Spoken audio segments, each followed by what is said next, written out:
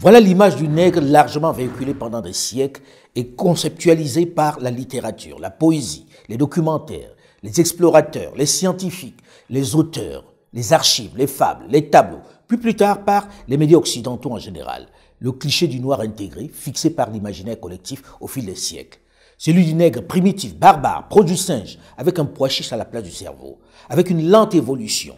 Celui que l'on doit éduquer, celui qui, comme le chantait l'ancien hymne national du Cameroun, vivait dans la barbarie et que l'on doit peu à peu sortir de sa sauvagerie. Celui à qui l'homme blanc apportait la lumière, la civilisation et même le bon Dieu. Celui à qui l'homme blanc donnait un peu d'humanité en somme. Il en a fait presque un homme. L'être supérieur, généreux, sensible, c'était l'occidental, maître des sciences et de la technologie, détenteur du savoir, celui qui a travaillé à ériger les droits de l'homme, celui qui a sacralisé l'humain, qui pour cela a mis sur pied le droit international. Quel tableau, quelle imposture, quel mensonge collectif. Manifestement accepté ou au moins intégré de tous.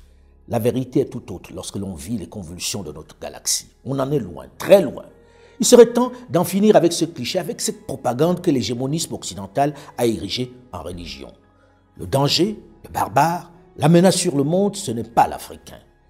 Avec l'ouverture sur la planète, avec ce qu'on a appelé la mondialisation, la vérité prend de plus en plus le dessus. Elle offre au reste de la planète, que l'on a enfumé avec les grandes théories, de se faire sa propre opinion, de faire connaître la réalité crue et de l'exprimer. Dans le même temps, il devient urgent de sensibiliser l'Africain afin qu'il ne se laisse plus embarquer contre son gré dans les batailles des grandes puissances. Au moment où s'intensifie la guerre froide, où le monde entre dans une période de trouble avec un risque d'une nouvelle guerre planétaire, il convient d'être prêt à rester en dehors. Il faut bien comprendre que ceux qui donnent des leçons n'ont pas qualité. Ils sont mal placés pour décider pour les autres. Et leur posture moraliste, paternaliste cache mal leur motivation profonde. L'habit ne fait pas le moine. Méfiez-vous des salons feutrés et de ces dignitaires propres sur eux-mêmes qui adoptent des postures humanistes. Ils cachent parfois de sombres desseins.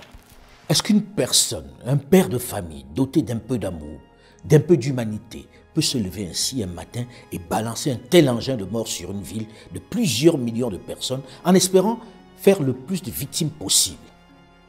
Est-ce qu'une personne dite civilisée peut ainsi, en toute conscience, en toute lucidité, de façon méthodique, organiser le génocide systématique d'un peuple qui pourtant ne menace pas directement sa vie? Est-ce qu'un être dit humain, choisi au demeurant par son peuple, peut ainsi, pour des calculs purement économiques, déclencher une guerre aussi meurtrière pour la seule ambition de prendre possession des richesses de l'autre? Vous les avez vus, ces soldats américains qu'ils avaient montrés à la télé, quand ils allaient attaquer l'Irak? Mais quand est-ce qu'on y va? Quand est-ce qu'on y va? Ça fait déjà 2 jours qu'on est là, on n'a encore tué personne. Quand est-ce qu'on y va? Jouer avec nos jouets. On veut éclater des têtes. On veut rigoler. C'est des hommes? Non. C'est des animaux? Ben non. Aucun animal n'est à ce point-là. C'est des végétaux? Mais non, les végétaux sont beaux. C'est des pierres? Mais les pierres sont parfaites. N'allons pas insulter les pierres. Alors c'est quoi? Ben, c'est rien. C'est des démons. Ils sont formés par qui? Ils sont payés par qui? Mais par nous. Aucune crise du genre de celle que nous affrontons dans nos sociétés occidentales et dans le monde aujourd'hui n'a d'autre origine que la défaillance intellectuelle et morale. Cette crise est ancienne. Elle s'est peut-être juste exacerbée ces dernières années, notamment avec cette guerre en Ukraine. Cette violence israélienne sur les Palestiniens, cette entrée dans la danse de l'Iran. Au lieu de prendre conscience que c'est la paix mondiale qui est menacée, l'on continue de montrer les muscles, de dire sa force, l'on continue de menacer l'adversaire. On promet d'envoyer des troupes au sol en Ukraine. Les États qui déclarent qu'ils n'ont pas de ligne rouge par rapport à la Russie, ils doivent alors comprendre qu'en Russie, il n'y aura pas non plus de ligne rouge par rapport à ces États. Si nous envoyons des troupes au sol, savons-nous si, du côté russe, d'autres pays enverront de l'autre côté des troupes au sol? Est-ce que nous aurons des combattants africains? Est-ce que nous aurons des combattants asiatiques? Est-ce que nous aurons des combattants moyen-orientaux face à nous, dans ce Sud global qui a aussi envie de régler des comptes? Vous vous souvenez comment a commencé la guerre du Vietnam pour les Américains? Ils ont commencé par envoyer des instructeurs. Au bout de 4 ans, ils étaient Un demi-million. Si les troupes françaises se montrent sur la zone de conflit, elles deviendront inévitablement des cibles pour les forces armées russes. Pardon de vous dire les choses crûment, et elles me cuisent. Elles me cuisent. Nous ne sommes pas en état d'affronter la Russie. Nous ne sommes pas en état. Et la Russie, je le redis à ceux qui n'ont jamais lu un livre d'histoire, et à ceux qui l'ont lu pour le leur rappeler, personne ne peut vaincre un pays qui est sur 7 fuseaux horaires et qui a déjà vaincu aussi bien Napoléon que Hitler. Éviter une confrontation mondiale. Nous ne permettrons à personne de menacer notre pays et nos forces stratégiques sont toujours en état d'alerte. C'est une situation dangereuse. Mais que se passe-t-il s'il y a un autre front qui s'ouvre? Il s'est ouvert le front de Gaza et le front au Proche-Orient. Mais il y a d'autres fronts qui peuvent s'ouvrir. En Corée, en Afrique. Et alors nous allons comme ça faire la guerre sur les 5 continents. Il faut prendre en compte cette réalité. Le monde ne se réduit pas au drame et à la tragédie ukrainienne. Ukraine can stop Putin if we stand with Ukraine and provide the weapons that needs to defend itself. La règle de la dissuasion, c'est d'être assis sur le principe de destruction mutuelle assurée. C'est-à-dire que si l'un emploie la bombe, l'autre répond, et qu'à la fin, on est tous morts. Que se passe-t-il si les Français, M. Macron a dit, ça n'est pas exclu, des Finlandais, des Polonais le font, c'est leur choix. Est-ce que ça nécessitera un consensus de l'OTAN ? Encore une fois, pour moi, j'évite les hypothèses pour l'avenir. Notre politique est claire, la politique du président Biden est claire, il n'y aura pas de troupes américaines sur le sol ukrainien. Pourquoi ? Parce que pour nous, c'est quelque chose qui nous mènera plus proche d'un conflit direct avec la Russie. Ce que nous voulons éviter, ce n'est pas dans notre intérêt, ni dans l'intérêt des alliés, mais en même temps... Est-ce que ce serait une sorte de coup de canif dans le pacte, disons, depuis la guerre froide, où il n'y a pas d'affrontement direct entre les deux puissances nucléaires, le fait que des troupes au sol aient lieu? Pour nous, c'est une question d'intérêt national. Ce n'est pas dans notre intérêt d'avoir un conflit direct avec la Russie. Ukraine did not ask you to send your soldiers to fight against Russian occupiers. Ukrainians are holding the front line on their own, receiving military assistance. But now, that assistance is still very limited. And in particular, we are still waiting for new support packages from the United States. American support has been in question for too long. C'est encore plus proche de chez nous, là, et donc il faut être prêt à le faire. Mais oui, si on veut avoir la paix, il faut la protéger. C'est pour ça qu'il faut s'armer, et c'est pour ça qu'il faut être dissuasif et crédible vis-à-vis parfois de nos adversaires, en leur disant si vous allez trop loin et que vous menacez mes intérêts, ma propre sécurité, alors je n'exclus pas d'intervenir. On est en train de nous expliquer qu'il est nécessaire de faire la guerre à la Russie, mais moi je veux qu'on m'explique pourquoi, en quoi elle menace la France. En quoi elle menace les intérêts vitaux de la France? En quoi le sort de l'Ukraine est-il vital pour la France? Si vous voulez arrêter les combats en Ukraine, cessez de fournir des armes. Ces combats prendront fin dans 2 mois au maximum. C'est tout, c'est la première chose. Vous avez imaginé que la Russie voulait attaquer l'OTAN. Avez-vous perdu la tête? Êtes-vous stupide comme cette table? Qui a eu cette idée? C'est des conneries. Vous comprenez? Des conneries. On est pour l'ordre international, les règles. La Charte des Nations Unies, signée et ratifiée par la Russie également. Elle l'a violée, cette charte. Et elle la viole chaque jour. La Russie est grande comme 46 fois la France, à 2 fois la superficie des États-Unis d'Amérique, à 150 millions d'habitants. Il y avait des conditions qui ont été discutées entre les Russes et les Ukrainiens et qui ont été déchirées par Boris Johnson, ex-premier ministre britannique, qui a appelé Zelensky et qui a dit qu'on va gagner sur le champ de bataille. On voit le résultat. Et donc, c'est une perte de 2 générations en Ukraine à cause de cette phrase de M. Johnson. Aujourd'hui, tous ces dirigeants semblent plus animés par le désir de montrer leur force que de chercher la paix. Chacun semble persuadé qu'il peut faire reculer l'autre. Nous ne laisserons pas la Russie gagner. La France ne peut s'effacer devant ses responsabilités. Slava Ukraini! Réfléchissez, vous vous imaginez quoi? Que la Russie va nous envahir, traverser 6 pays pour venir envahir la France? Ça n'existe pas. Il y aura donc directement des frappes d'abord depuis l'espace, qui couperont l'électricité, qui saboteront tout, et puis ensuite c'est la guerre. Alors, on ne sort pas de son chapeau comme un lapin l'idée d'aller faire la guerre en Ukraine sans s'être préparé un temps soit peu. Si je choisis ainsi de revenir sur des événements tragiques, meurtriers, violents de notre histoire contemporaine, c'est parce que cette fois-ci, c'est toute la planète qui est menacée. Et croyez-moi, je ne dramatise pas.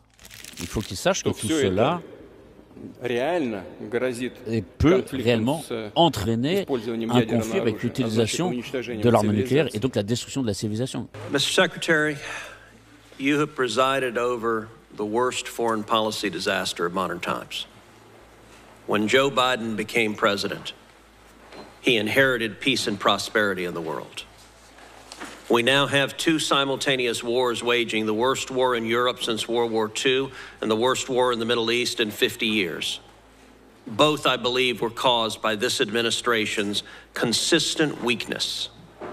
And indeed, your foreign policy is precisely backwards from what a rational American foreign policy should be. To our friends and allies, this administration has consistently undermined, weakened, and attack them. And to our enemies, this administration has shown constant appeasement and indeed has flowed billions of dollars to the enemies of America who want to kill us. Comprenez-vous, oui ou non, que si l'Ukraine rejoint l'OTAN et récupère militairement la Crimée, les pays européens seront automatiquement entraînés dans un conflit militaire avec la Russie? Bien sûr, les potentiels de l'OTAN et de la Russie ne sont pas comparables. Nous le savons. Mais nous savons aussi que la Russie est l'une des premières puissances nucléaires. Et, dans certaines de ses composantes modernes, voire, même, en avance sur beaucoup d'autres pays. Il n'y aura pas de vainqueur, et vous serez entraînés dans ce conflit contre votre volonté. Et vous n'aurez même pas le temps de cligner des yeux quand vous aurez à appliquer l'article 5 de l'OTAN. Russian President Vladimir Putin, after a visit to North Korea, suggested supplying weapons to Pyongyang in response to Western arms support for Ukraine. He emphasized a new defense treaty with Kim Jong-un and warned South Korea against arming Ukraine, promising repercussions. Putin dismissed claims of North Korean military aid to Russia, but hinted at revising Russia's nuclear doctrine due to Western developments in low-power nuclear devices. He reiterated the strength of Russia's nuclear arsenal and warned the West of global conflict risks if it deepens involvement in Ukraine. Je disais Montesquieu, il dit il faut condamner celui qui fait la guerre, mais il faut encore plus condamner celui qui a rendu la guerre inévitable. Quand on réunit les conditions d'un embrasement, il suffit parfois d'une petite étincelle pour mettre le feu aux poudres. Et c'est ça qui nous menace aujourd'hui. Parce qu'aujourd'hui, on a le sentiment, en écoutant la télévision, qu'on est au bord de la guerre. Ça ne veut pas bien de dire ça. Ce n'est pas politiquement correct ce que je vais exprimer. Je sais qu'ils vont être des hordes de bien-pensants, des pseudo-gardiens de la morale, à me tomber dessus à bras raccourcis.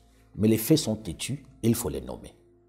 La culture occidentale, je n'ose pas dire l'homme blanc, par peur d'être taxé de racisme, est violent. Sa civilisation est cruelle.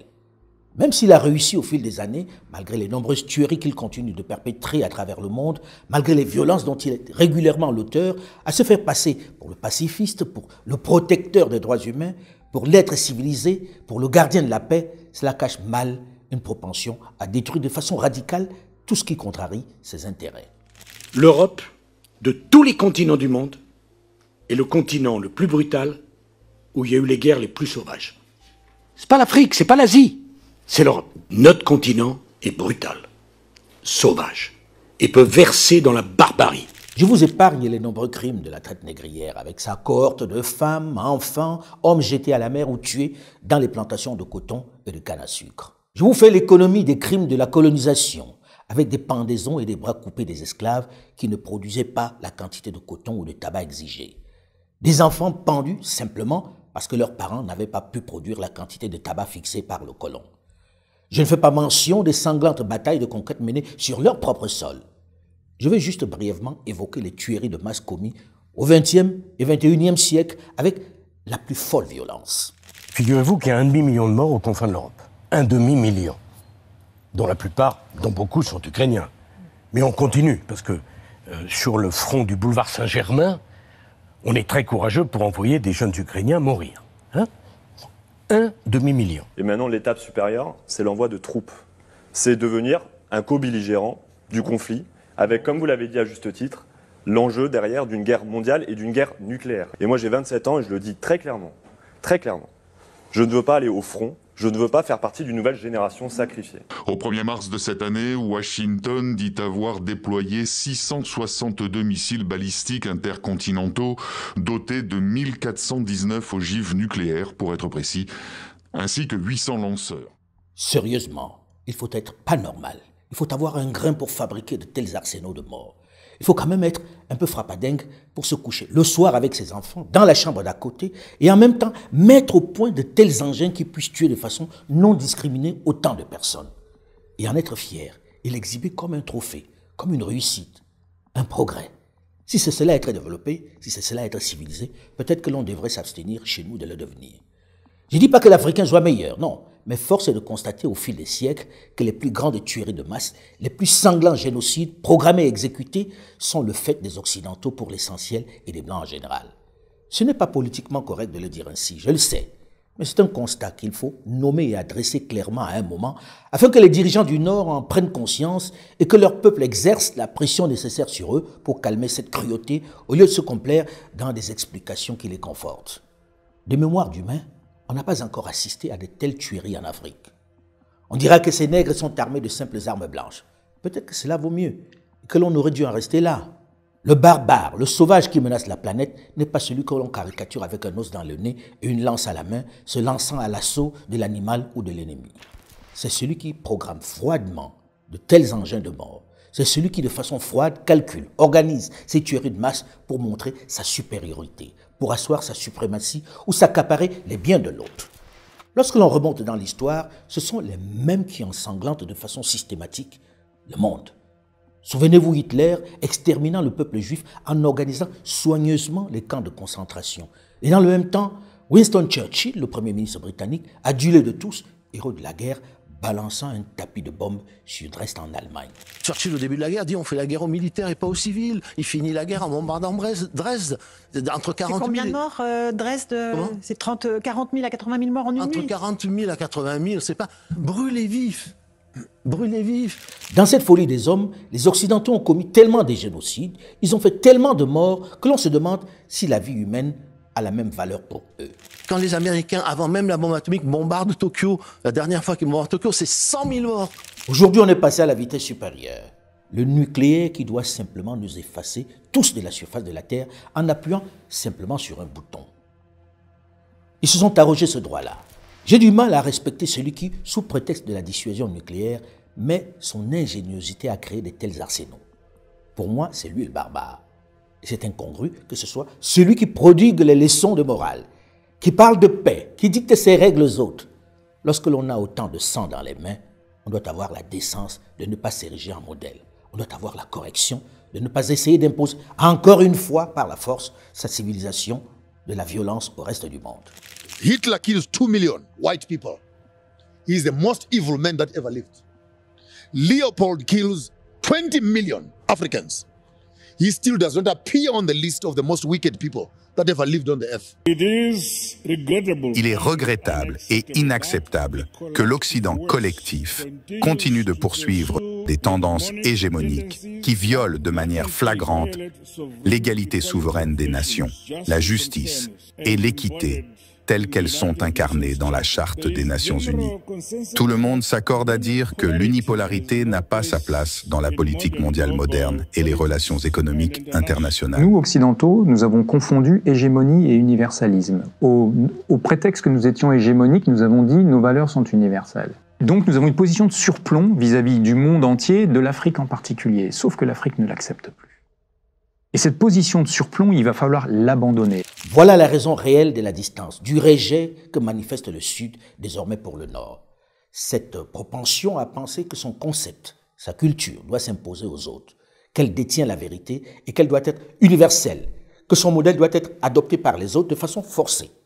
Un modèle biaisé qui ne sert que ses intérêts et qu'il viole allègrement lorsque cela l'arrange. Les relations entre les peuples comme entre les hommes, elles se décomposent en 3 phases. La première, c'est le droit, pour résoudre les conflits. Ça marche pas. Pour que ça marche, il faut déjà que tout le monde soit d'accord sur la légitimité de ce droit. Ce qui n'est pas le cas. Le droit international qu'on brandit, j'ai dit un jour comme les Saint-Sacrements, c'est bien, mais une bonne partie du monde ne croit pas à la légitimité de ce droit. Et nous-mêmes, nous n'y croyons que quand ça nous arrange. On pourrait refaire la liste des cas où nous l'avons violé délibérément depuis quelques décennies. C'est notre politique de double standard. Elle est plus supportée en Afrique. Plus du tout. Le coup d'État au Tchad, c'est très bien. Le fils Déby prend le pouvoir, c'est un coup d'État, puisqu'il suspend les institutions. Avec l'accord des Français. Avec l'accord des Français, avec la présence du président. Qui légitime. Exactement, qui va aux obsèques du père, mais qui légitime le coup d'État en allant sur place. Et puis, vous faites 1500-2000 km vers l'ouest, vous allez au Mali, et puis là, vous dites, ah bah non, le coup d'État, c'est pas bien. La junte n'a aucune légitimité, c'était les propos de Jean-Yves Le Drian. Au regard de cette menace globale, j'ai envie de dire au généralissime Lecointre, l'ex-chef d'état-major des armées de France, qui voit dans l'Afrique l'une des plus grandes menaces pour l'Europe, de mesurer de façon objective où est le réel danger pour son continent. C'est bien sûr s'il parlait en toute sincérité. C'est aux Africains de se protéger de la pression venue du froid, qui menace notre quiétude par des ingérences de moins en moins feutrées, par l'arrogance, l'hégémonisme, l'orgueil et la cupidité. Désormais, plus que par le passé, ils veulent nous faire prendre position dans leurs conflits. Ils veulent nous imposer leur choix. One of the mistakes which some political analysts make is to think that their enemies should be our enemies. That we can and we will never do. We have our own struggle which we are conducting towards our attitude towards any country is determined by the attitude of that country to our struggle. La leçon semble ne pas être apprise. Aujourd'hui, plus que jamais, on veut forcer les Africains à prendre position pour tel ou tel camp. At the end of the day, it is critical for the U.S. to have a footprint on the continent. Even a little goes a long way. The same can be said of U.S. business investments. Africa is of vital strategic importance to the United States. We can't let China or Russia become the preferred security or business partner. Vous avez condamné l'invasion de l'Ukraine par la Russie, mais vous revendiquez la liberté de traiter toujours avec la Russie, n'est-ce pas? Bien sûr, bien sûr. Aujourd'hui, en France, on a condamné Israël pour certains de ses actes à Gaza. Mais est-ce que ça a empêché la France de garder ses relations avec Israël? Pourquoi est-ce que quand ça arrive aux Africains, on veut les juger? On n'a pas à nous juger. Nous avons le droit d'avoir les amis que nous voulons. Et nous sommes amis à tous ceux qui veulent être nos amis. C'est aussi simple que cela. Et c'est ce que les Africains souhaitent faire comprendre aux Occidentaux. D'arrêter d'importer leurs guéguerres, leurs affrontements chez nous. D'arrêter de nous dire qui nous devons fréquenter ou pas. En réalité, ce contre quoi la jeunesse africaine s'insurge, et avec raison, c'est cette tentative de transporter chez nous leurs différends. Et ce qui est impressionnant et totalement refusé par la jeunesse africaine, c'est recevoir cette leçon des gens qui sont convaincus que leur modèle doit absolument être le nôtre. Nous devons l'adopter tel qu'ils nous l'ont enseigné pendant tant de décennies dans les centres de conditionnement que constituent nos écoles. Il faut qu'on applique leur modèle. Et le ton professoral pour le dire sur les médias est juste insupportable, condescendant. Le fait que ce soit au détriment des démocraties ne vous gêne pas? Que ce soit des régimes autoritaires? C'est quoi la démocratie? Alors, il y a une différence. Quand on vit dans une démocratie ou dans une dictature, je vous assure qu'il y a une grande différence. C'est vrai que, permettez-moi d'inverser un peu les rôles, c'est quoi la démocratie? Je me suis rendu en Chine au mois de mai dernier, de l'année passée, et donc j'ai vu des Chinois à qui j'ai parlé en aparté, qui m'ont dit qu'ils étaient heureux de vivre dans leur pays et dans le système dans lequel ils sont. Qui suis-je pour aller juger ce système et dire qu'il n'est pas démocratique? C'est malheureux, ils sont déportés, arrêtés, torturés. Voyez-vous ça? Non, je ne le sais pas, sincèrement. Oui, Tiananmen, mais c'est une manifestation comme toute autre. Il y en a eu ici. N'y a-t-il pas eu de manifestations à Paris qui ont causé des morts? Les temps ont changé et les dirigeants africains, même si on peut leur reprocher encore beaucoup de choses, sont quelques-uns à prendre peu à peu leur distance, à se donner un peu de liberté de penser que par le passé. Je sais que la plupart d'entre eux ont déçu, qu'ils ont trop souvent été les complices des grandes puissances, qui les ont souvent servis parfois avec beaucoup de zèle. Mais aujourd'hui, très certainement, sous la pression d'une opinion publique plus avertie, plus informés, plus connectés, ils se sentent un peu plus libres de prendre les positions différentes, d'écouter leur jeunesse. Je vais vous dire aujourd'hui, que ce soit au niveau des élites ou de la jeunesse, la question qui se pose, c'est qu'est-ce qu'on gagne dans une relation avec l'Europe qui date de plusieurs siècles, qui n'a pas produit du développement chez nous, qui ne nous a pas aidé forcément à transcender nos questions de développement central, de lutte contre la pauvreté, d'emploi pour les jeunes, d'émancipation des femmes. The Western model is essentially about election, election-driven, voters-oriented. So the key problem with that is populism, this trend towards low-minded populism has become inevitable. The Chinese system is much more sophisticated. In other words, before the Chinese leaders come to this top leadership level, top echelon leadership, they've already governed at least 100 million people. Yeah. So by far the Chinese leadership extensive is period far of more time. competent. Yeah. We produce statesmen, they produce politicians. So with all my Chinese modesty, the Western political system outdated. Et qui est surtout l'héritage de la mission civilisatrice de l'homme blanc. C'est qu'il va falloir arrêter ce concept de développement. Nous ne sommes pas en charge du développement du continent africain. Ça n'est pas la mission de l'Occident, c'est la mission des Africains. Nous, ce que nous sommes en charge, c'est nos intérêts, c'est nos valeurs, et c'est de construire des partenariats avec ceux qui veulent faire un bout de chemin avec nous. C'est ça. Donc ce développement, moi, dès que j'entends quelqu'un parler de développement, je sais que c'est une personne qui regarde de haut les Africains et qui dit « je vais vous expliquer comment faire ». China has established a system of meritocracy. A good example of this were the profiles of China's new leaders elected at the 19th Party's Congress. 6 of the 7 of the top leaders, members of Standing Committee of Political Bureau, have run provinces or province-level municipalities, many of which, in terms of population or GDP, are equivalent to many nations combined.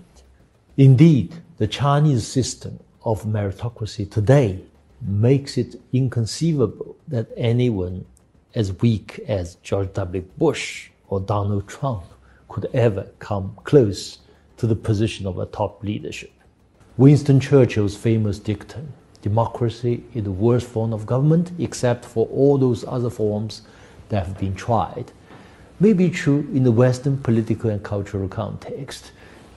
And many Chinese even paraphrase Churchill's remark into what Sun Tzu, China's military strategist of the 6th century BC, called 下下策, or the least bad option, which means a system that would allow for the exit of bad leaders through regular elections. But in China's Confucian tradition of meritocracy, a state should always strive for what's called a 上上策, or the best of the best options, by choosing leaders of the highest caliber. This is by no means easy, but efforts to this end should be ceaseless and continuous.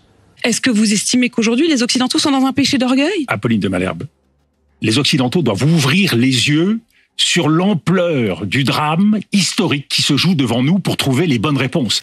Difficile de faire comprendre aux Occidentaux qu'il puisse y avoir un autre mode de pensée différent du leur lorsqu'il s'agit de l'Afrique. Nous souhaitons partager avec vous, en toute amitié et confiance ce matin, à la fois nos convergences, également nos préoccupations pour essayer de les surmonter, car l'avenir de notre continent dépendra très clairement aussi de notre capacité à continuer à développer de manière équilibrée les relations avec la Chine, ce qui est notre volonté. La Chine et l'Union européenne, deux grands acteurs dans le monde, doivent s'en tenir à leur partenariat, poursuivre le dialogue et la coopération, approfondir la communication stratégique, renforcer la confiance stratégique mutuelle. Les importations en Europe en provenance de la Chine sont passées, tenez-vous bien, de 25 milliards d'euros par mois à la fin 2019 à plus de 40 milliards d'euros début 2022.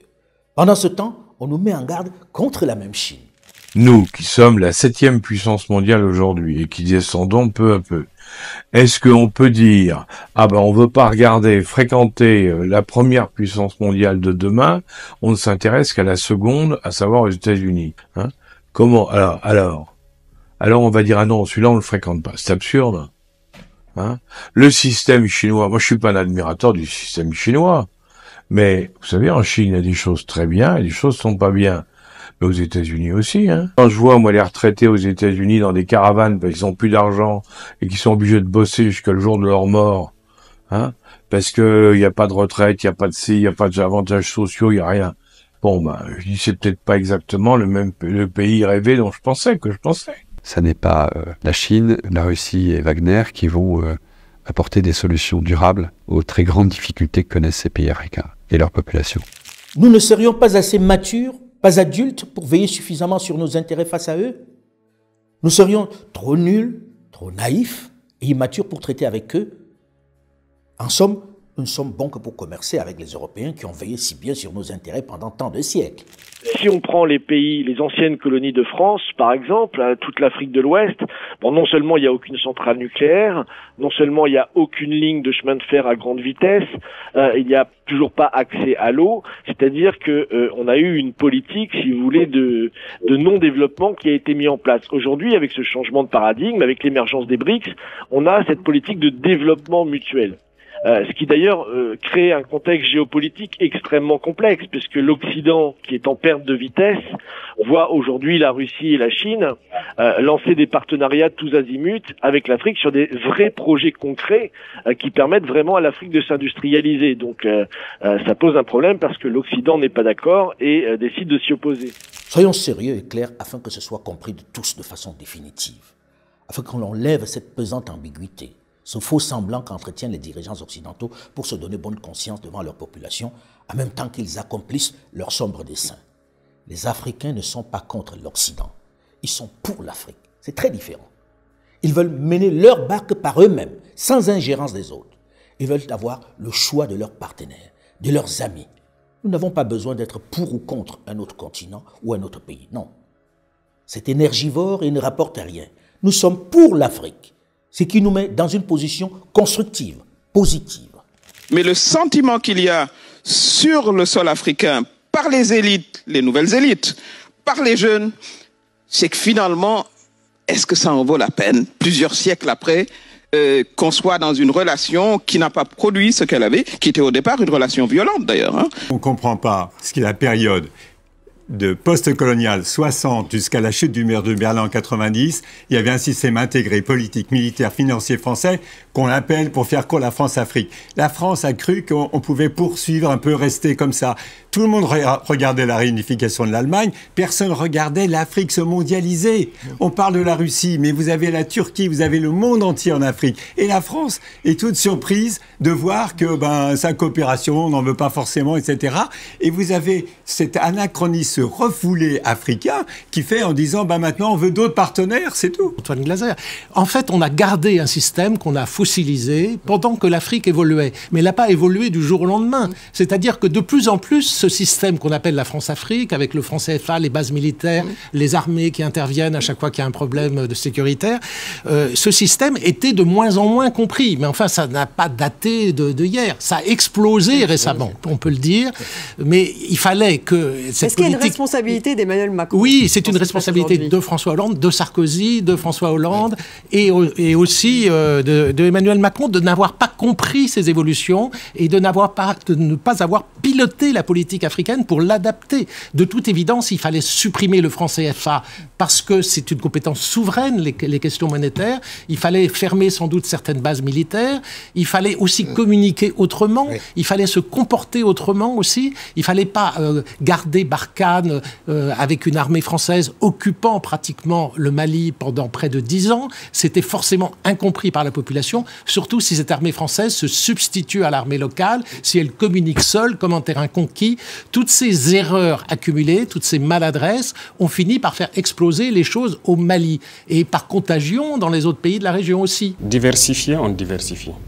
Vous l'avez remarqué, il y a plusieurs missions qui ont été effectuées, d'autres sont à venir. pour vraiment scruter d'autres horizons. Parce que nous voulons des partenariats, comme on aime le dire, gagnant-gagnant, franc. Si on nous dit, je vous donne ça et je veux ça en retour, on discute, on s'entend, si ça nous arrange, on le fait. Mais nous ne voulons peut-être pas de partenariat un peu flou, un peu pas clair, si je peux dire, déséquilibré, non. Donc c'est ça. Donc ce qui fait qu'on recherche beaucoup d'autres partenaires dans cette lutte-là. Mais il n'y a pas une dent contre un partenaire particulier ou une haine contre un partenaire particulier. Aujourd'hui, vous avez quand même une variété d'offres de partenariats. C'est ce que j'allais dire, madame. Que ce soit la Chine, l'Inde, le Brésil, la Russie, l'Afrique du Sud, le Kenya, le Nigeria, on va être ouvert à voir ce qu'il y a comme bénéfice pour nous. Et ça, c'est une chance pour l'Afrique? Absolument. Ou un risque? C'est une chance.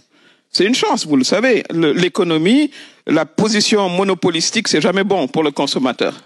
Alors là, il y a une ouverture du point de vue du partenariat.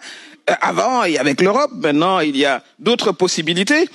Des partenaires qui sont un peu plus liquides que l'Europe. C'est aussi ça la réalité des choses. Il y a une longue période où je pense, comme la plupart des Américains vétérans de la guerre froide, que l'Occident a accumulé les erreurs et les provocations et les maladresses.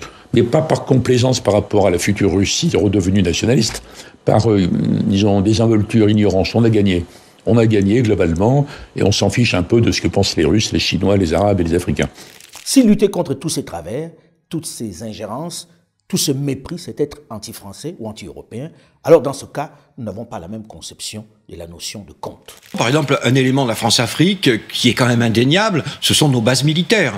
Nos amis britanniques ont un empire colonial 2 ou 3 fois plus important que le nôtre en Afrique, n'ont pas de bases militaires. Pourquoi avons-nous des bases militaires en Afrique? Ce n'est pas pour défendre l'Afrique, c'est donc pour intervenir dans les affaires africaines. Si dénoncer cette présence militaire française, c'est être anti-français, alors on n'est pas prêt de sortir de l'impasse. Ce que demande l'Afrique, c'est de la laisser libre de ses choix, c'est tout. Elle n'a plus envie d'être au centre de vos luttes d'intérêt ou d'influence. Elle veut prendre son destin en main. Avoir le droit de se tromper, de tomber, de se relever, de marcher, de construire, mais avec ses propres idées. C'est ainsi que l'on apprend, c'est ainsi que l'on se construit. Et c'est le désir d'une jeunesse désormais plus instruite, plus outillée et plus ouverte, prête à concevoir et développer son propre modèle. Il est connu que l'on ne peut pas faire entrer un carré dans un rond, et vice-versa. Ce n'est pas en insistant que l'on y arrivera. Alors arrêtons de faire pression en sachant que ça ne marche pas, et laissez faire le génie créateur de la jeunesse africaine.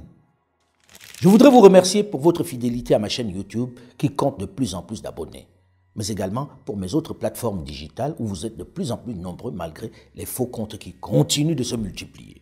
Surtout que les cybercriminels sont de plus en plus actifs et rivalisent d'ingéniosité pour s'approprier le travail des autres. Ils n'éprouvent aucune gêne à brouiller notre message. Depuis l'annonce de l'arrivée imminente de notre chaîne Afromédia, se sont multipliés de nombreux faux comptes. Je souhaite vous mettre en garde contre ces comptes qui ne nous engagent pas, qui ne sont pas les nôtres, et que je vous demande de dénoncer. Je voudrais également vous informer que les différentes plateformes de notre chaîne AFO sont désormais disponibles, c'est-à-dire le site internet avec sa web TV, les applications Android et iOS que vous pouvez d'ores et déjà télécharger en attendant notre lancement officiel dans quelques mois. Pour faire simple et ne pas se tromper avec votre smartphone et votre tablette, comme au restaurant, scannez le QR code qui s'affiche sur votre écran et vous entrerez directement dans l'univers AFO. Nous vous y attendons parce que c'est un tournant dans notre aventure en commun. Rejoignez l'univers AFO, celui qui vous propose le narratif africain sans complaisance, mais sans condescendance.